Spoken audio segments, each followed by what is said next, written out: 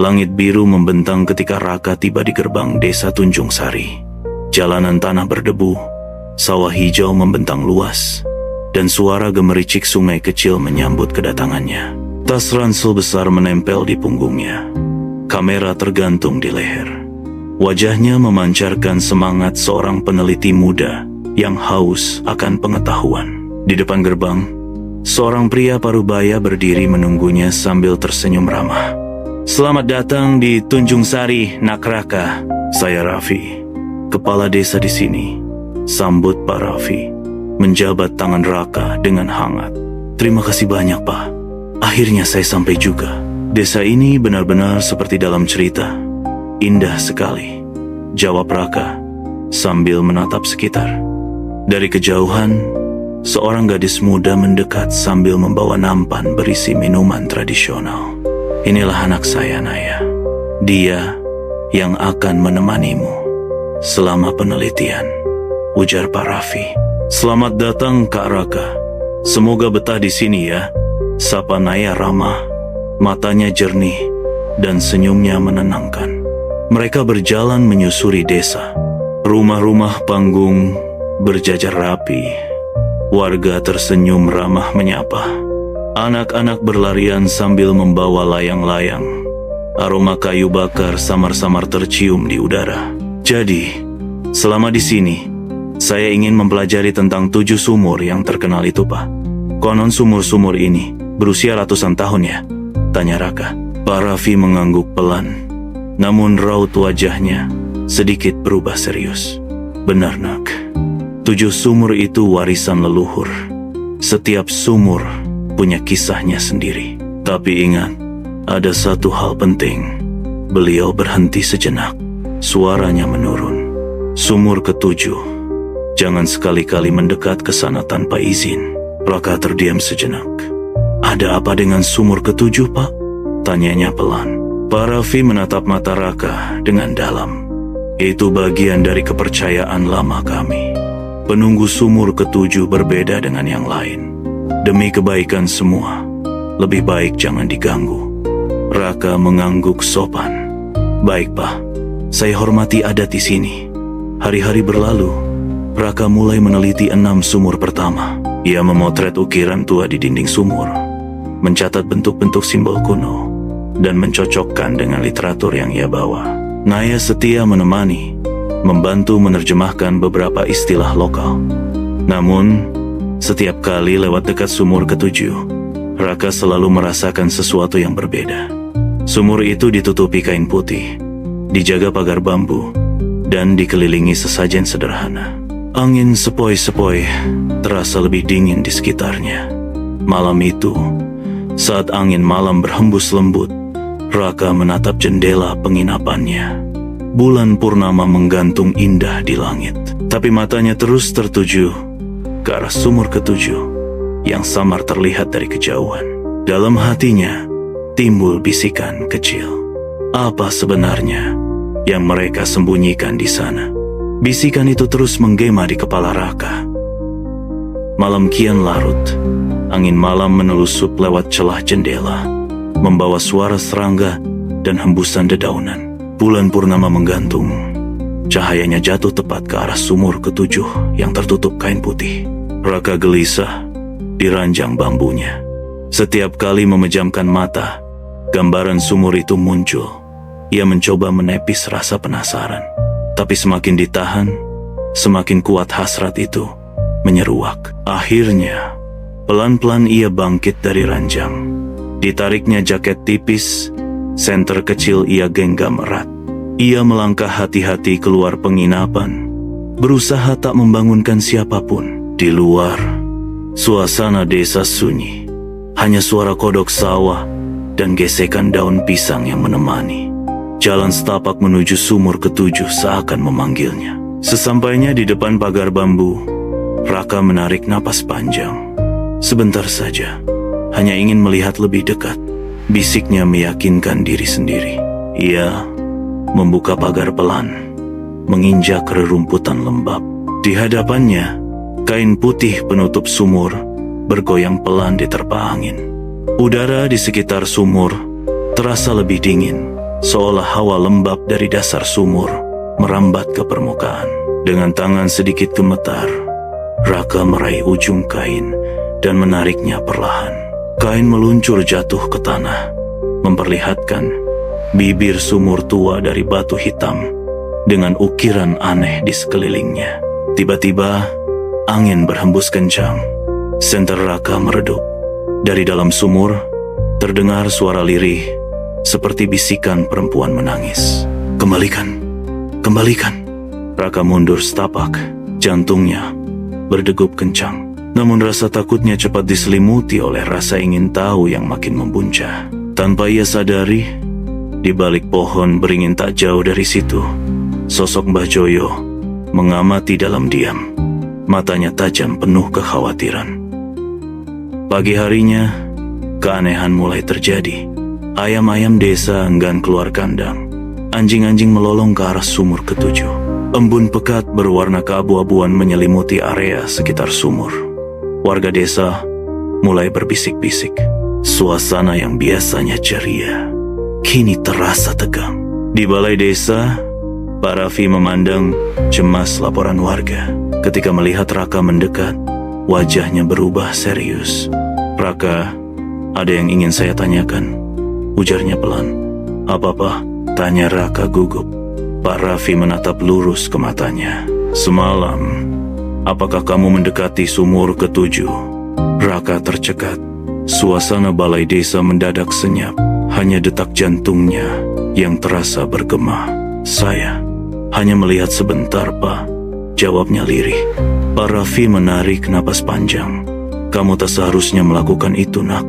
Sebelum Raka sempat menjawab, tiba-tiba Naya berlari masuk dengan wajah panik. "Ayah, Pak Jatmiko jatuh pingsan dekat sumur ketujuh. Tubuhnya kaku seperti membeku." Suasana berubah gempar. Warga mulai berkumpul. Aura misterius dari sumur ketujuh kini benar-benar menunjukkan bayangannya. Pak Raffi segera memimpin warga menuju sumur ketujuh. Di tepi sumur, tubuh Pak Jatmiko terbaring kaku. Matanya terbuka, menatap kosong ke langit. Bibirnya komat kamit, seolah berbisik pada sesuatu yang tak terlihat. Mbah Joyo, yang sejak tadi mengamati dalam diam, maju perlahan. "Segera bawa Pak Jatmiko ke rumahnya. Jangan biarkan terlalu lama di sini," ucapnya tegas. Beberapa warga mengangkat tubuh Pak Jatmiko dengan hati-hati.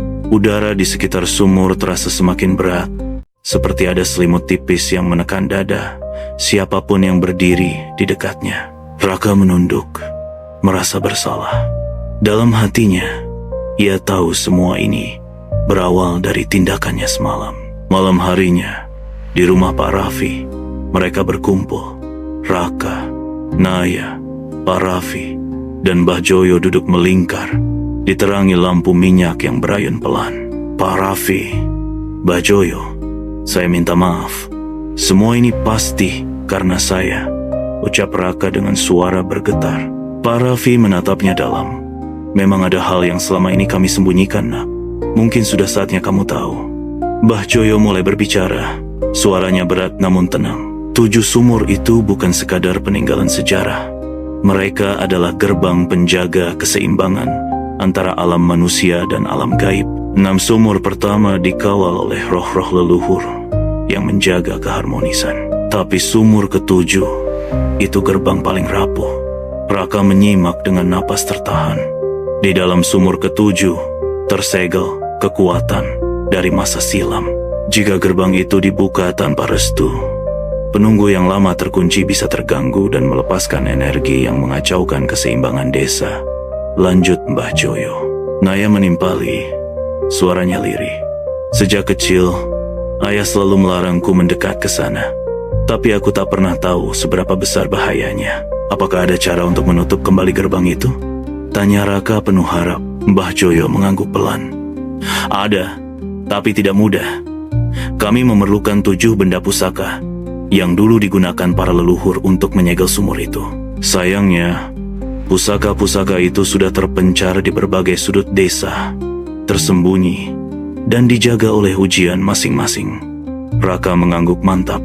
"Saya akan mencarinya. Ini tanggung jawab saya." Pak Raffi menepuk pundaknya. Kau tidak sendiri, nak. Naya akan membantumu. Naya tersenyum tipis. Aku ikut.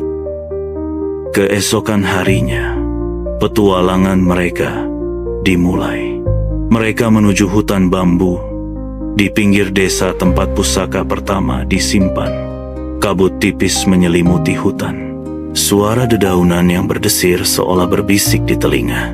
Di balik rimbunnya bambu, mereka menemukan sebuah altar batu tua. Di atasnya, sebuah kendi keramat berukir motif naga. Namun, begitu tangan Raka menyentuh kendi, suara gaib menggema di udara. Hanya yang bersih hatinya yang berhak membawa pusaka ini. Tiba-tiba, kabut berubah menjadi ilusi. Mereka melihat bayangan diri mereka sendiri menampilkan ketakutan dan penyesalan masing-masing. Raka gemetar melihat bayangannya yang penuh rasa bersalah. Naya menggenggam tangan Raka, menenangkan. Jangan biarkan ketakutan menguasaimu. Kau datang bukan untuk dirimu, tapi untuk menyelamatkan desa. Dengan keyakinan yang tumbuh, bayangan itu memudar. Kabut menghilang, dan Candy pun bisa mereka ambil. Satu pusaka berhasil, tapi 6 lainnya masih menanti. Dengan ujian yang lebih berat, hari-hari berlalu dalam keheningan yang tegang. Raka dan Naya terus mencari pusaka-pusaka yang tersembunyi, melewati rintangan yang menguji keberanian, ketulusan, dan kesabaran mereka. Di dalam gua karang, mereka menemukan lonceng purnama yang hanya bisa diambil saat bulan tepat di atas kepala. Di tengah ladang angin, payung emas melayang di udara, hanya bisa dijangkau dengan ketenangan jiwa. Di bawah akar pohon tua, cermin kejujuran menampilkan bayangan diri mereka yang terdalam sebelum mengizinkan diangkat. Begitu seterusnya, hingga 6 pusaka berhasil mereka kumpulkan. Kini, hanya satu pusaka terakhir yang tersisa, kalung Roro Kencono. Namun, ketika mereka kembali ke rumah Pak Raffi, kenyataan pahit terungkap. Pak Raffi menghela napas panjang sebelum berkata, "Pusaka terakhir selama ini berada padamu, Naya." Naya menatap ayahnya dengan dahi berkerut. "Padaku?" Pak Raffi mengangguk. "Kalung warisan yang selalu kau pakai sejak kecil. Itu adalah kalung Roro Kencono, warisan langsung dari leluhur kita." Naya meraba kalung di lehernya.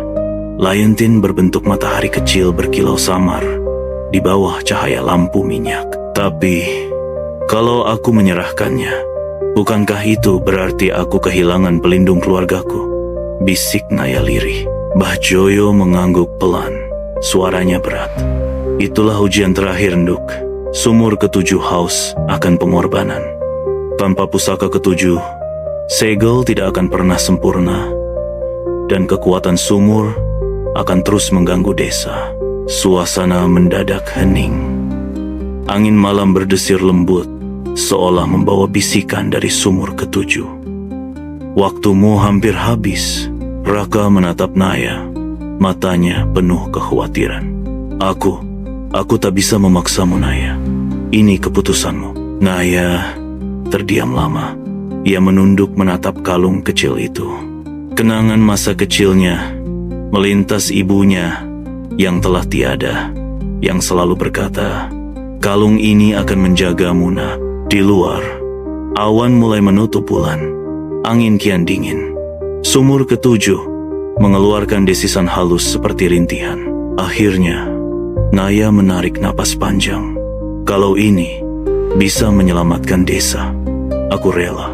Suasana ruangan dipenuhi keharuan. Pak Raffi memeluk putrinya erat.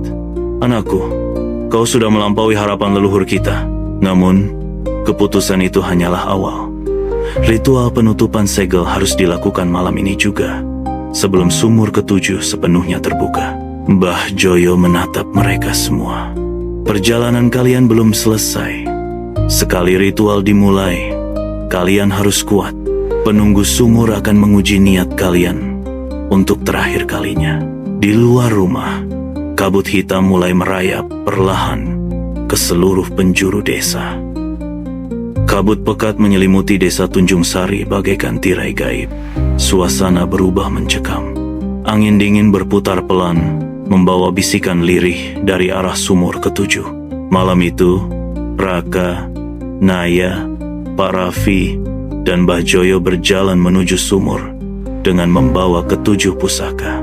Di depan sumur, lilin-lilin minyak dipasang melingkar, menerangi kabut yang menari-nari di udara. Mbah Joyo mulai melantunkan doa-doa kuno. Suaranya bergetar namun tegas. Ya leluhur penjaga, terimalah persembahan kami. Pulihkan keseimbangan yang mulai goyah. Satu persatu pusaka diletakkan di sekeliling sumur. Cahaya samar mulai memancar dari tiap benda, membentuk lingkaran sinar yang mengelilingi bibir sumur. Namun, saat kalung Roro Kencono hendak diletakkan, tiba-tiba angin berhembus keras. Dari dalam sumur terdengar suara yang lebih jelas, suara perempuan, lembut namun dalam, pengorbanan atau kehancuran. Pilihlah. Tiba-tiba, bayangan samar menyerupai sosok wanita berkerudung putih muncul di atas sumur. Matanya yang tak terlihat menatap langsung ke arah Naya. Suara itu kembali terdengar, kini bagaikan menyusup ke dalam hati. Kau melepaskan pelindungmu. Apakah kau rela kehilangan warisan keluargamu selamanya? Naya menatap kalung di tangannya. Tangan kecil ibunya dulu, yang pernah mengalungkan benda itu, kini terbayang jelas di benaknya. Air matanya menetes pelan. Raka menggenggam bahu Naya, berusaha menguatkan. Aku tahu ini berat, tapi keberanianmu akan menyelamatkan semuanya. Dengan suara bergetar namun penuh keyakinan, Naya menjawab lirih. Jika ini memang takdirku, aku ikhlas. Perlahan, ia letakkan kalung Roro Kencono di altar terakhir. Tiba-tiba, sumur bergemuruh. Cahaya dari 7 pusaka menyatu, membentuk pilar cahaya ke langit. Kabut hitam berputar-putar, lalu tersedot kembali ke dalam sumur. Sosok penunggu perlahan memudar. Suaranya terakhir bergema. Keseimbangan dipulihkan, kedamaian kembali. Sumur berhenti bergetar, kabut menghilang. Malam kembali hening, seakan badai gaib itu tak pernah terjadi. Mbah Joyo menundukkan kepala. Suaranya lirih penuh haru. Alam telah menerima persembahan kalian. Desa ini selamat. Pak Raffi memeluk Naya erat, matanya berkaca-kaca. Anakku, pengorbananmu akan selalu dikenang. Raka menatap langit, menghembuskan napas lega. Semua sudah berakhir, dan kita berhasil. Malam itu, desa Tunjung Sari kembali tenang. Tak ada lagi bisikan aneh, tak ada lagi embun hitam. Namun, bagi Raka dan Naya, perjalanan ini meninggalkan pelajaran yang akan mereka ingat seumur hidup. Pagi menyapa desa Tunjung Sari dengan kehangatan yang berbeda. Kabut pekat telah lenyap, digantikan sinar matahari yang menembus celah-celah pepohonan. Burung-burung kembali bernyanyi, dan suara riang anak-anak berlarian memenuhi jalan desa. Warga desa berkumpul di balai desa. Wajah-wajah cemas kini berganti menjadi senyum lega. Pak Raffi berdiri di hadapan warganya, bersama Raka, Naya, dan Mbah Joyo. Atas keberanian anak-anak kita ini, keseimbangan desa kita telah kembali. 7 sumur kini kembali tenang, ujar Pak Raffi dengan suara bergetar bahagia. Warga serentak mengangguk. Beberapa di antaranya meneteskan air mata haru. Ibu-ibu membawa hidangan syukuran, dan anak-anak menghias jalanan dengan janur kuning. Raka menatap sumur ke-7 dari kejauhan. Sekarang sumur itu telah ditutup rapat, dikelilingi batu segel baru yang diukir dengan doa-doa leluhur. Mbah Joyo menghampiri Raka. Setiap generasi memang diuji, nak. Kadang bukan kekuatan yang menyelamatkan kita, tapi keberanian untuk berkorban dan menjaga keharmonisan. Raka mengangguk pelan. Saya datang ke sini untuk mencari cerita, tapi ternyata saya justru belajar tentang kehidupan. Sementara itu, Naya duduk di beranda rumah, memandangi lehernya yang kini kosong tanpa kalung warisan. Ada kehampaan, namun juga ada kelegaan. Pak Raffi mendekat, meletakkan tangannya di bahu Naya. Kalungmu mungkin telah kau lepaskan, Naya. Tapi warisan sejati bukanlah benda. Warisan sejati ada dalam keberanianmu menjaga kebaikan. Naya tersenyum tipis. Aku mengerti sekarang ya. Inilah yang ibu ajarkan dulu. Beberapa hari kemudian, saat Raka pamit hendak kembali ke kotanya, seluruh desa berkumpul mengantarnya. Naya berdiri di sampingnya. Kalau suatu saat kembali, Tunjung Sari akan selalu menunggumu, ucap Naya. Raka tersenyum. Aku tak hanya membawa kisah dari sini, tapi juga membawa sebuah pelajaran tentang arti tanggung jawab. Mereka saling menatap dalam diam yang penuh makna. Ketika mobil Raka perlahan melaju meninggalkan desa, matahari pagi menyinari desa Tunjung Sari yang kini kembali damai. Sumur ketujuh berdiri tenang, diselimuti doa-doa yang menjaga keseimbangan alam.